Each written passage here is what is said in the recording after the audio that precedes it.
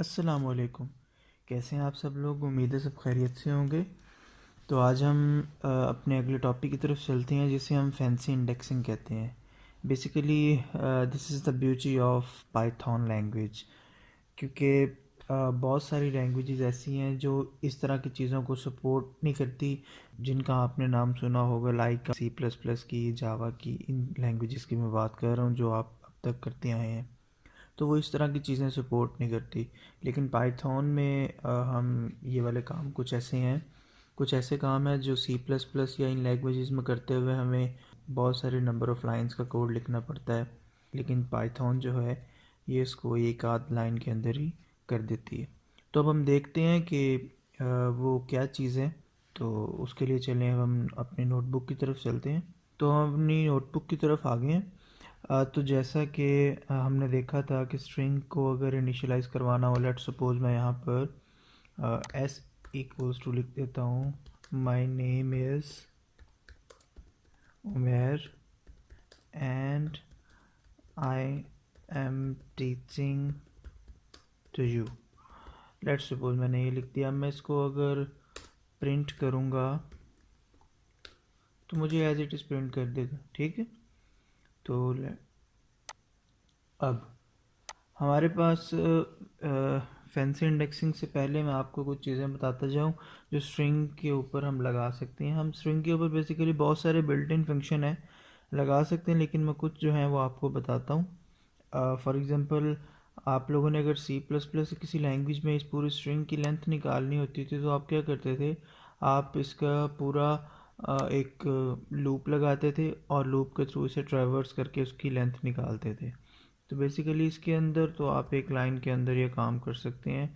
आप len का function है लेंथ का, उसके अंदर जो भी पैरामीटर देंगे ये लेंथ बता देगी। इसने बता दिया इसके 41 करेक्टर्स हैं। ये करेक्टर्स के अंदर स्पेसेस भी काउंट होती हैं, तो इसलिए इसने सारी लेंथ हमें निकाल के बता दी, ठीक है। एक तो ये फंक्शन है लेंथ का। दूसरे नंबर पे अगर मैं आपको कहूँ कि ये जो उमेर का लफ्ज़ लिखा हुआ है इसे मिटाकर कोई और नाम लिखना है, ठीक है। तो अगर मैं सी प्लस प्लस में यही बात करूँ तो ये तो लंबा काम हो जाएगा। एक सबसे पहले आप फाइंड करोगे, फाइंड करने के बाद आप उसको फिर एक और लूप के थ्रू उसको ट्रैवर्स करके फिर रिप्लेस करोगे।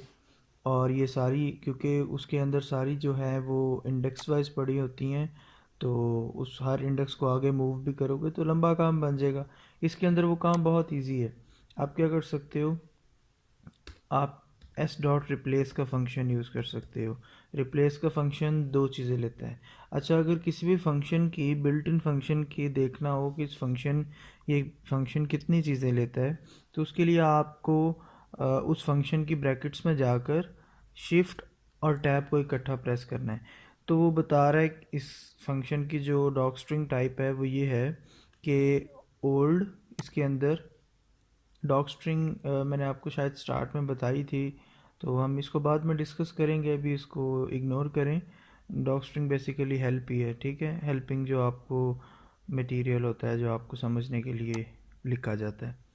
तो इसके अंदर हमारे पास पैरामीटर्स हैं, एक ओल्ड स्ट्रिंग, ठीक है, जिस स्ट्रिंग को करना है, और न्यू स्ट्रिंग, और उसके अंदर जो जो आपने चेंजिंग करनी है। तो हम इसको करके देखते हैं, आपको इस तरह समझ नहीं आएगी। तो लेट्स सपोज मैंने क्या करना था, मैंने जैसे कहा है कि मैंने उमेर की जगह लेट्स सपोज अली लिखना है, ठीक है।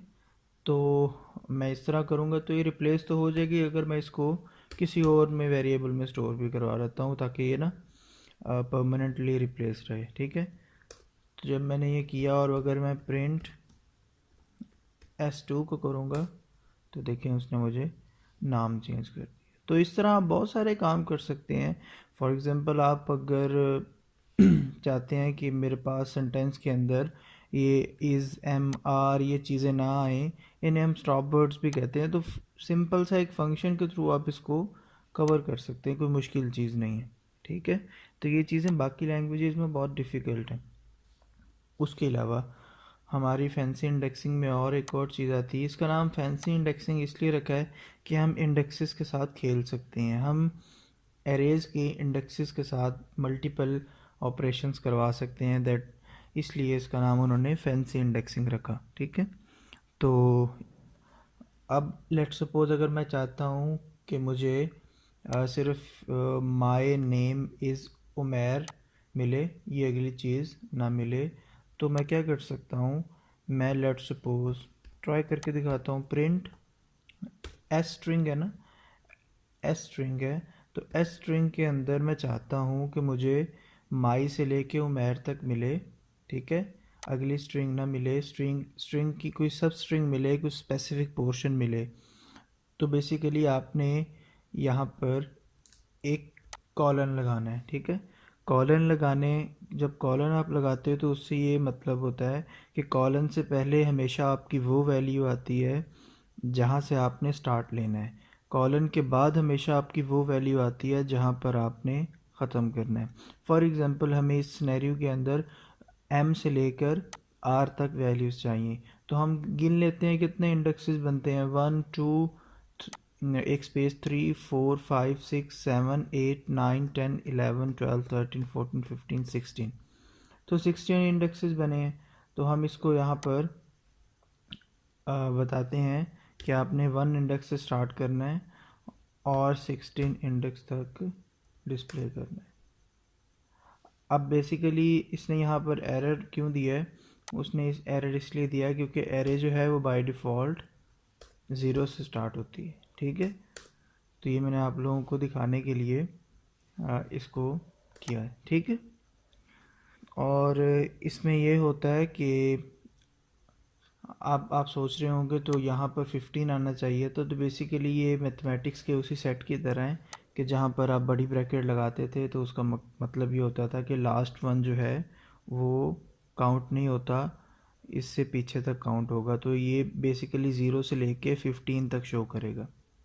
ठीक है, अच्छा, इसी तरह आप इसके साथ बहुत सारे काम कर सकते हो। फॉर एग्ज़ाम्पल आप चाहते हो मुझे सिर्फ उमैर अंदर से नेम रखना है, तो आप देख लें 16 है, तो आप आलमोस्ट, चलें ट्राई करते हैं, गेस में हूँ अभी, और मैं 12 से लेके 16 तक प्रिंट करवाता हूँ, तो देखिए मुझे MAIR दे दिया है, तो इसका मतलब अभी मैं एक इंडेक्स पीछे हूँ। ठीक है, तो मैं 11 से प्रिंट कराऊँगा, उसने मुझे पूरा में।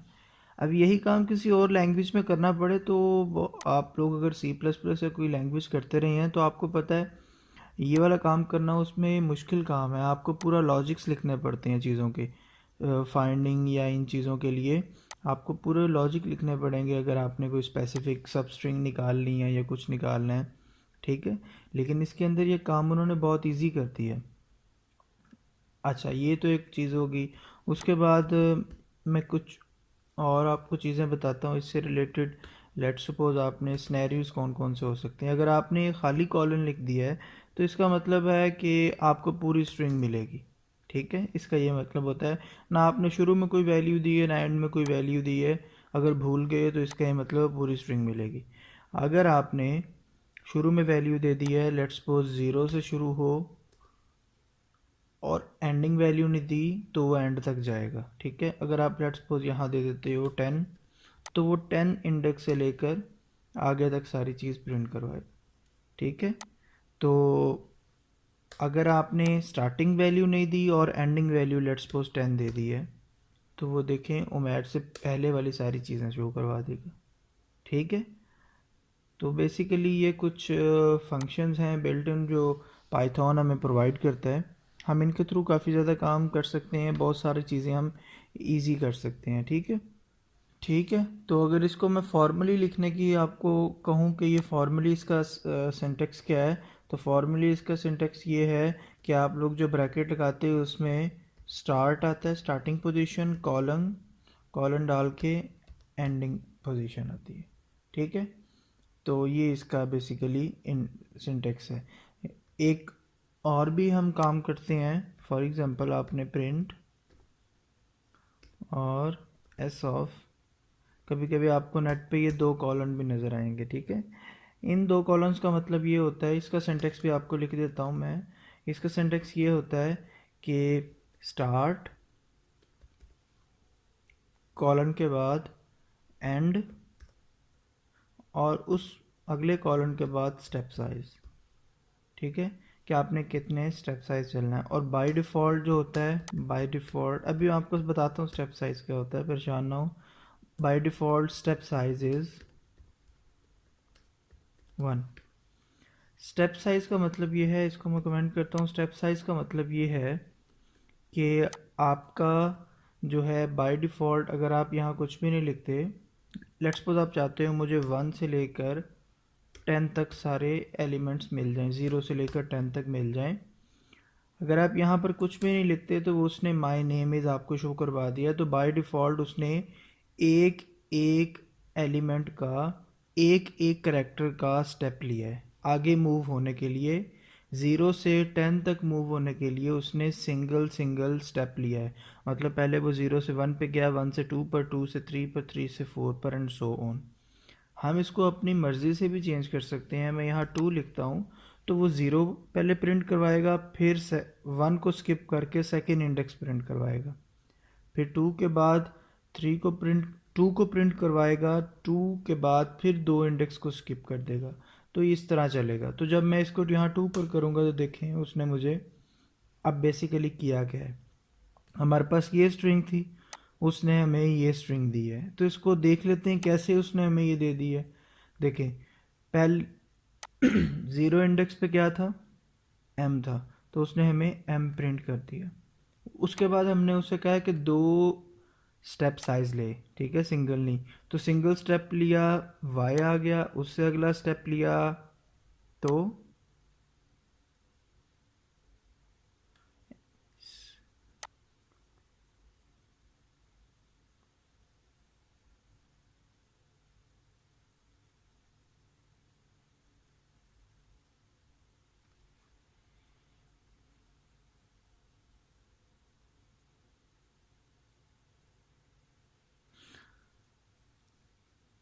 अच्छा, इस स्टेप साइज में ना स्टेप साइज, अगर आप स्टेप साइज की बात करते हैं उसके अंदर बेसिकली हमारे पास एक कंडीशन और हो जाती है कि स्टेप साइज जो होता है वो जो है ना आपकी स्पेस को इग्नोर कर देता है, ठीक है। तो लेट्स सपोज अब मैंने यहाँ पर 2 लिखा है,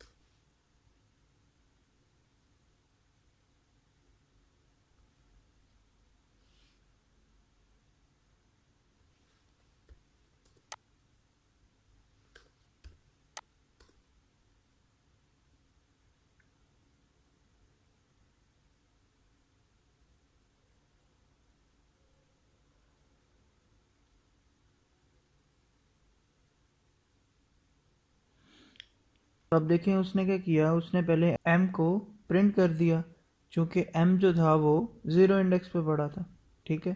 अब हमने उसे कहा कि 2 का स्टेप साइज ले, ठीक है, 2 एक स्टेप साइज लेगा, अगले स्टेप साइज पे जो वैल्यू होगी उसको डिस्प्ले करेगा, ठीक है। तो उसने y का स्टेप साइज लिया, उसको डिस्प्ले नहीं किया, उसके बाद आ गई स्पेस, उसने स्पेस का स्टेप साइज, जब y से अगले स्टेप साइज पे गया तो स्पेस आ गई, उसने स्पेस को यहाँ पर डिस्प्ले कर दिया, ठीक है, ये देखिए। उसके बाद उसने फिर स्पेस से एक स्टेप साइज लिया, वो n पे आ गया, फिर सेकंड स्टेप साइज लिया, वो a पर आ गया, तो उसने a प्रिंट कर दिया, ठीक है। इसी तरह फिर उसने ए से एक स्टेप साइज लिया, एम पर आया, सेकंड स्टेप साइज से वो ई पर आ गया, तो उसने ई प्रिंट कर दिया। उसी तरह ई से स्पेस पे गया, स्पेस से आई पर आ गया, उसने आई भी प्रिंट कर दिया। फिर आई से वो एस पर गया, एस से आगे उसके पास कुछ था नहीं, तो उसने हमें सिर्फ यही वाली चीज़ प्रिंट कर दी। इसको हम एक और एग्जांपल से देख लेते हैं। फॉर एग्जांपल मैं एक वाई वेरिएबल के अंदर लिख देता हूँ हेलो वर्ल्ड, ठीक है। जब मैं हेलो वर्ल्ड लिखूँगा और मैं प्रिंट करता हूँ y ऑफ डबल कॉलन 3 कर देता हूँ लेट्स सपोज, ठीक है। तो अब देखें होगा क्या। सबसे पहला हमने उसको, पहली बात है यहाँ पर बोला है कि सारे एलिमेंट शो करवाए, ये 2 कॉलन खाली छोड़ने का ये मकसद है, सारे एलिमेंट शो करवाए एच से लेकर डी तक। और 3 का स्टेप साइज ले, मतलब हर थर्ड वैल्यू दिखाए, ठीक है। तो सबसे पहले उसने एच वैल्यू दिखाई, उसने उसके बाद 2 का स्टेप साइज लिया और तीसरी बार पहुँच कर उसको प्रिंट कर दिया। हर थर्ड वैल्यू, हर तीसरी वैल्यू पर पहुंचकर डिस्प्ले करे, ये मकसद है इसका, ठीक है।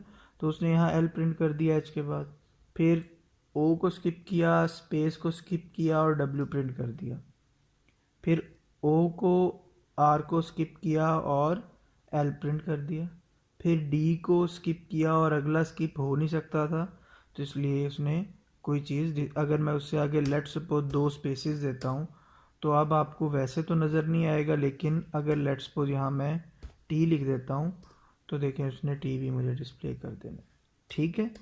तो आई होप आपको ये चीज़ समझ आ गई होगी कि मैं क्या कहना चाह रहा हूँ, कि हम फैंसी इंडेक्सिंग के थ्रू बहुत सारे काम जो है वो कर सकते हैं आसानी से, ठीक है।